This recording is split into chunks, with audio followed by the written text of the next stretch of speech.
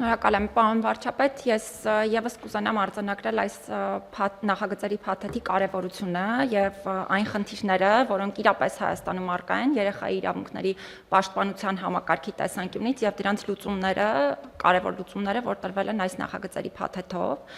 Մենք պետք է իրապես բաց աչքերով նայենք խնդիրներին եւ հասկանանք, որ Հայաստանում երեխայի իրավունքների պաշտպանության գործող համակարգը իրականում ունի բազմաթիվ խնդիրներ եւ այդ խնդիրներից մեկը նաեւ այս պահին պիտի հատուկ արձանագրեմ խնամակալության եւ հոգաբարձության մարմինների ոչ արդյունավետ եւ ոչ պրոֆեսիոնալ աշխատանքն է, սա միանշանակ պետք է արձանագրել եւ իրապես շատ կարեւոր է, որ այս աշխատանքը մասնագիտացվում է, պարզապես կարեւոր է նաեւ, որպեսզի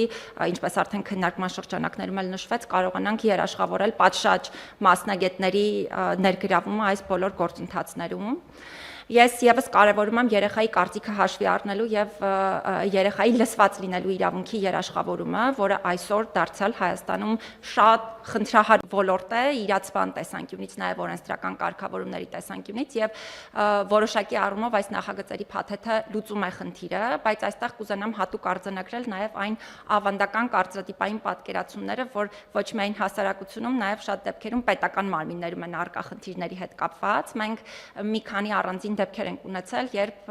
երեխաները մեզ տեղեկացրել են, որ իրենք որևէ պետական մարմնի են զանգահարել ինչ-որ խնդիր ներկայացնելու համար եւ իրենց ուղղակի մերժել են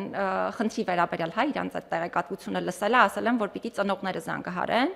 Ուզում եմ կոչ անել բոլոր պետական մարմիններին նկատի ունենալ, որ երեխաները իրականում կարող են բողոք ներկայացնել օրինակ, հա, ընտանեկան բռնության հետ կապված հարցերի առնչությամբ, կամ իրենց խնամքի դաստիարակության վերաբերյալ, կամ ցանկացած այլ հարցի, որտեղ իրոք հենց երեխայի ձայնը պետք է լսելի լինի, լսված լինի, դրա համար կոչ եմ անում բոլոր պետական եւ տեղական ինքնակառավարման մարմիններին պարտադիր հաշվի առնել նաեւ երեխաների կողմից ներկայացվող բողոքները եւ երեխաների նկատմամբ բռնության հետ կապված խնդիրների առումով այստեղ էլ եմ ուզում արձանագրել եւ նաեւ շարունակել ձեր միտքը, պարոն վարչապետ, որ այո, մենք շատ թյուր պատկերացումներ ունենք այն մասին, թե արդյոք Հայաստանում երեխաների նկատմամբ բռնություն առկա է թե ոչ, ուզում եմ ես էլ վատ նորություն ասել այն առումով, որ այո, շատ մեծ ծավալների է հասնում երեխայի նկատմամբ բռնությունը, ընդ որում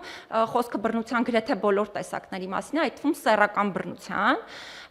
եւ այս տեսանկյունից ամենակարևոր հանգամանքը այն է, որպեսզի մենք կարողանանք ամբողջությամբ վերափոխել երեխայի նկատմամբ բռնության արձագանքելու, բռնությունը կանխարգելելու եւ հետագայում այս գործերով քննություն իրականացնելու համակարգը, որովհետեւ մեր մշտադիտարկումները ցույց են տալիս, որ հատկապես բռնության կանխարգելման ու բռնության արձագանքման մեխանիզմների տեսանկյունից դարձյալ խնդիրները շատ մեծ են, ընդհուպ այն աստիճանի, որ որոշակի դեպքերում օրինակ հա իրավասու մարմինների ներկայացուցիչները կլինեն դրանք ուսումնական հաստատությունների ներկայացուցիչներ, թե ցանկացած այլ իրավասու մարմնի ներկայացուցիչ, իրենք հենց բռնության տեսակների վերաբերյալ պատշաճ պատկերացում չունեն, արդյունքում չեն էլ կարողանում արձագանքել այս խնդիրներին եւ վերջում ես ել եմ ուզում արձանագրել ապա ինստիտուցիոնալացման կարեւորությունը եւ նշել, որ այո, մենք չպետք է մեր հասարակությունում ունենանք գետոներ, որտեղ առանձնացնենք տարբեր խումբ մարդկանց ու շատ կարեւոր է, որպեսզի պատշաճ մակարդակով կարողանանք երաշխավորել նաեւ ապա ինստիտուցիոնալացման գործընթացի իրականացումը եւ դրա պրոֆեսիոնալ ավարտը։ Շնորհակալ եմ։ Շատ լավ, բայց վատ լուրերի հետ ես կարծում եմ պետքա լավ լուրերի մասին էլ ասել, օրինակ ես ենթադրում եմ մի այսպիսի երևույթ եմ ես նկատում, որ բավականին արդեն երկար ժամանակ է, այնպես չի որ նոր է այդ երևույթը։ Ես նկատում եմ, որ օրինակ երեխաները ավելի ու ավելի շատ են սկսում կապվել իրաց դպրոցների եւ իրաց մանկապարտեզների հետ, ինչը ենթադրում եմ կապված է նրա հետ, որ երեխաներին լսված լինելու հանգամանքի հետ կարա կապված լինի։ Օրինակ ես շատ երկար ժամանակ արդեն ինձ համար տենց լինում է, չէ՞ որ միջավայրում, որ խոսակցությունների մեջ, օրինակ որ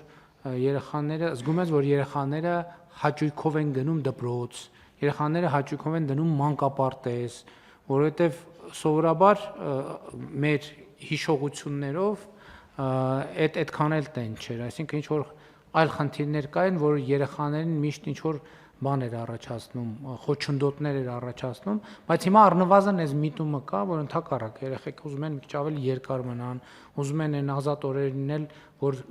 դպրոց կամ մանկապարտեզ չեն գնում, ենթադրում եմ ցավոք ոչ բոլոր տեղերում կարա այդպես լինի, բայց որ այս երևույթը արդեն կա, այդ շատ ուրախացնող հանգամանք է եւ կարող է կապ ունենա այս մեր քննարկումների թեմաների հետ, որ